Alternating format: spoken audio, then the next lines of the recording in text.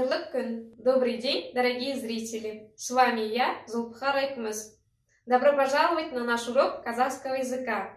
Сегодняшняя наша тема – сәлемдесу, здороваться. Давайте ознакомимся с новыми словами. Жаңа сөздер, новые слова. Сәлем, привет. Сәлем. Сәлеметсіз бе, а произносится как сәлемәтсіз ба. Сәлемәтсіз ба. Қалың қалай, обращение на ты. Қалыңыз қалай, обращение на вы. То есть, как дела? Қайырлы таң, доброе утро. Қайырлы таң. Қайырлы күн, добрый день. Қайырлы күн. Қайырлы кеш, добрый вечер. Қайырлы кеш. Қайырлы түн, доброй ночи. Қайырлы түн. Қош келдіңіз, обращение на вы в единственном числе. Қош келдіңіздер, обращение на вы во множественном числе. То есть добро пожаловать. Сау болыңыз. До свидания. Сау болыңыз. Рахмет. Спасибо. Рахмет. Жақсы. Хорошо. Жақсы. Өте жақсы. Отлично. Өте жақсы. Жаман емес. Неплохо. Жаман емес. Қандай жаңалық бар? Какие новости? Қандай жаңалық бар? Жұмысың қалай? Как работа? Жұмысың қалай? Давайте еще раз повторим, чтобы закрепить произношение. Повторяем за мной. Қайталаймыз. Сәлем. Сәлемәтсіз ба? Қалың қалай? Қалыңыз қалай? Қайырлы таң. Қайырлы күн. Қайырлы кеш. Қайырлы түн. Қош келдіңіз. Қош келдіңіздер. Сау болыңыз. Рахмет. Жақсы. Өте жақсы. Жаман емес. Қандай жаңалық бар? Жұмысың қалай? Жақсы. Хорошо. А теперь попробуем составить диалог. Первый диалог – обращение на «вы». Сәлемәтсіз ба, Айнұр? Сәлемәтсіз ба, Ернар? Қалыңыз қалай? Жақсы. Сіздің ше? Өте жақсы. Сәлемәтсіз ба, Айнұр? Здравствуйте, Айнұр. Сәлемәтсіз ба, Ернар? Здравствуйте, Ернар. Қалыңыз қалай? Как ваше дело? Жақсы. Сіздің ше? Хорошо. А у вас? Өте жақсы. Отлично. Повторяем еще раз. Обратите внимание на произношение. Сәлемәтсіз ба, Айнұр? Сәлемәтсіз ба, Ернар? Қалыңыз қалай? Жақсы. Сіздің ше? Өте жақсы. А теперь мы с вами научимся обращаться на «ты». Қайырлы таң, Нұрлан. Қайырлы таң, Айжан. Жұмысың қалай? Жаман емес. Сенің ше? Жақсы. Рахмет. А теперь попробуем повторить с переводом. Қайырлы таң, Нұрлан. Доброе утро, Нұрлан. Қайырлы таң, Айжан. Доброе утро, Айжан. Жұмысың қалай? Как работа? Жаман емес. Сенің ше? Неплохо. А у тебя? Жақсы. Рахмет. Хорошо. Спасибо. Еще раз повторяем, қайталаймыз и запоминаем. Есте сақтаймыз. Қайырлы таң, Нұрлан. Қайырлы таң, Айжан. Жұмысың қалай? Жаман емес. Сеніңше? Жақсы, рахмет. Сегодняшняя грамматика – көптік жалғау. Если слово заканчивается на гласные звуки а, е и на сонорные р, и, у, то добавляйте окончание лар, лер. Например, мысалы, мырза, лар. В казахском языке, если корень слова твердый, то окончание тоже твердое. Мырза, лар. Қызметкер, лер. Если корень мягкий, то окончание тоже мягкое. Қызметкер, лер. Давайте закрепим. Оқушы, ученик. Слово твердое. Значит и окончание твердое лар. Оқушы, лар. Ученики. Эне. Как вы заметили, слово мягкое. Значит, и окончание должно быть правильно, дорос лер. Энелер, младшие братья. И, дом. Слово мягкое. И окончание, конечно же, тоже мягкое. Илер, дома. Тау, гора. Слово твердое. И окончание тоже, конечно, твердое. Лар. Таулар. Горы. Бала. Ребенок. Слово твердое. Значит и окончание тоже твердое. Лар. Балалар. Дети. Пәтер. Квартира. Слово мягкое. И, конечно же, окончание тоже мягкое. Пәтерлер. Квартиры. Обратите внимание на экран.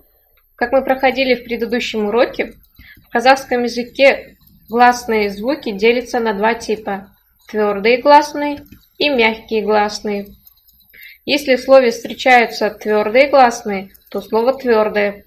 Если в слове встречаются мягкие гласные, то слово мягкое. Например, мысалы, шана. Слово твердое. Значит, и окончание тоже твердое. Шана, лар. Ойыншық. Слово твердое. Значит, и окончание тоже твердое. Ойыншықтар. Ошақ. Слово твердое. И окончание тоже твердое. Ошақтар. Дәптер. В этом слове мягкие гласные. Значит, слово мягкое. И принимает окончание лер. Дәптер, лер. Әже. Слово мягкое. И окончание тоже мягкое. Әже, лер. Гүл. Слово мягкое. Гүлдер. Следующий вид множественного числа. Если слово заканчивается на звуки ж, з, л, м, н, н, то добавляйте окончание дар, дер. Например, мысалы, ханымдар, бойжеткендер. Давайте закрепим. Қыз. Слово твердое. Значит, и окончание твердое. Дар. Қыздар. Девочки. Мұғалім. Как вы заметили, это слово исключение. То есть в этом слове встречается и твердое гласное, и мягкое гласное. В этом случае смотрите на последний слог. Последний слог у нас мягкое, значит и окончание дер. Правильно. Мұғалім дер. Учителя. Кагаз. Слово твердое. Окончание тоже твердое. Кагаздар. Бумаги. Сөз. Слово мягкое. Конечно же, и окончание тоже мягкое. Сөздер. Слова. Дүкен. Добавляйте окончание дүкен дер. Правильно. Магазины. Сан. Слово твердое, значит и окончание тоже твердое. Сандар. Цифры. Если слово заканчивается на звуки Б, В, Г, Д, Х, К, П, Т, С, Ш, то добавляйте окончание тар, тер. Мысалы, например, қарындастар, жігіттер. Давайте закрепим. Әріптес. Слово мягкое. Конечно же, добавляйте окончание тер. Әріптестер. Коллеги. Дос. Слово твердое. И окончание тоже твердое. Достар. Друзья.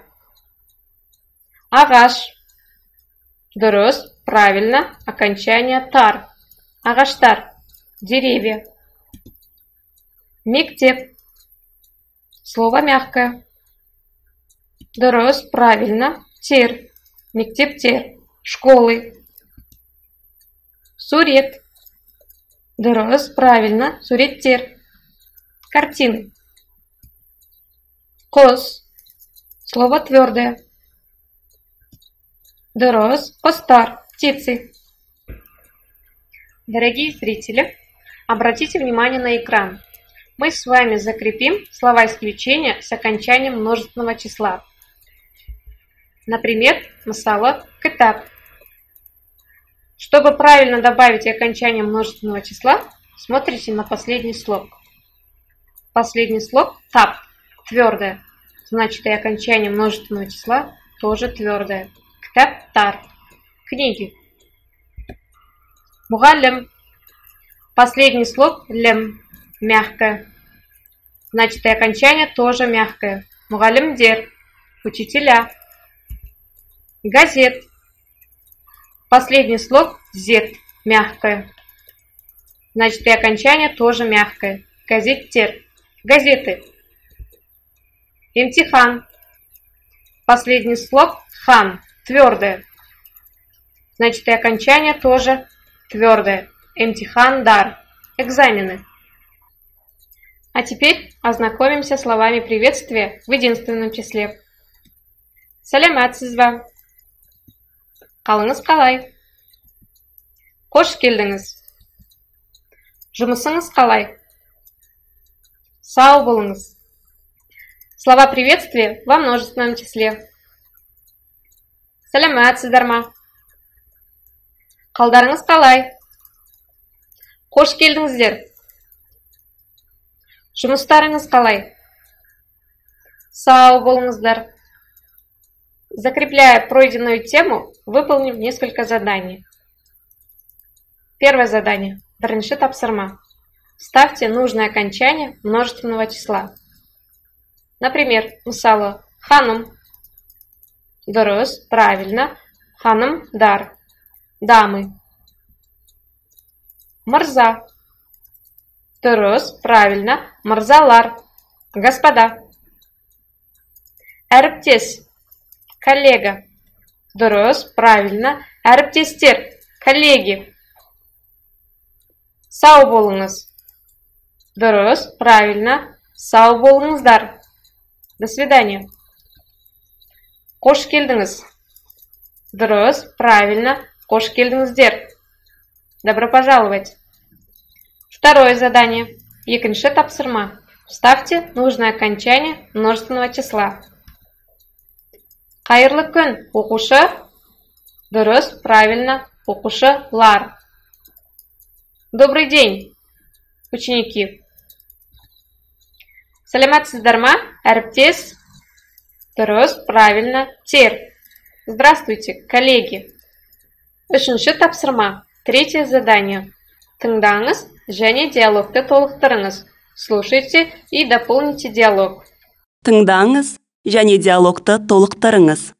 Сәлеметсіз бе, Айнұр Садыққызы? Сәлеметсіз бе, Арман Аянұлы? Қалыңыз қалай? Жақсы ма? Өте жақсы. Сіздің қалыңыз қалай? Тамаша. Теперь слушаем диалог и проверяем. Тыңдаңыз және диалогты толықтырыңыз. Сәлеметсіз бе, Айнұр Садыққызы? Сәлеметсіз бе, Арман Аянұлы? Қалыңыз қалай? Жақсы ма? Өте жақсы. Сіздің қалыңыз қалай? Тамаша. Дұрыс, жарайсыздар. Правильно, молодцы. Төртінші тапсырма. Четвертое задание. Тыңдаңыз, жауаптарды толықтырыңыз. Слушайте и дополните ответы. Тыңдаңыз, жауаптарды толықтырыңыз. Қайырлы таң, апай. Қайырлы таң, інішек. Қалыңыз қалай? Жақсы. Сенің қалың қалай? Жаман емес. Слушаем диалог и проверяем ответы. Тыңдаңыз, жауаптарды толықтырыңыз. Қайырлы таң, апай. Қайырлы таң, інішек. Қалыңыз қалай? Жақсы. Сенің қалың қалай? Жаман емес. Дұрыс, правильно. Жарайсыздар, молодцы. На этом урок окончен. Домашнее задание. Повторите новые слова и словосочетания. Сау болыңыздар.